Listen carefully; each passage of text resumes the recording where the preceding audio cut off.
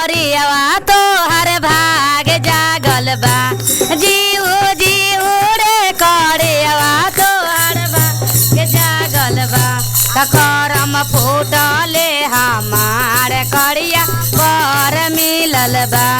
करम फूटले हमार करिया जीव जीव रे करियवा तोहर भाग जागल बा। जीव जीव रे करियवा तोहर भाग जागल। करम फूटले हमार करिया बर मिलल बा। करम फूटले हमार करिया तोहर मिर्गा के पेन्हल का हमरा तनिको ना सोहाय। तोहर मिर्गा के पेन्हल का हमरा तनिको ना सोहाय। कहियो बाहर देम साला ये मिर्गा सालावा में। कहियो बाहर देम साला ये मिर्गा छालावा में। तोहर टूटो ही पालाने हमरा तनिको ना सो। तोहर टूटो ही पालाने हमरा तनिको सोहाय।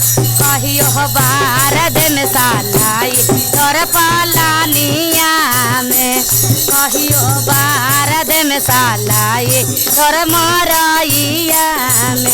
हाँ जीव जीव रे करियवा तोहर भाग जागल बा। जीव जीव रे करियवा तोहर भाग जागल बा। करम फूटले हमार करिया बर मिलल बा। करम फूटले हमार करिया बर मिलल बा। तोहर बसहा के चढ़ल का हमरा तनिको ना सोहाय। के चढ़ल का हमरा तनिको ना सोहाय। कहियो बा दे हम ना गावा के हवा के। कहियो करे दे हम ना गा बसा हवा के। कहियो खेड़ दे हम ना गावा के। कहियो छोड़ दे हम जंगला में ना गावा के। तोहरे ओरे करियवा तोहर भाग जा।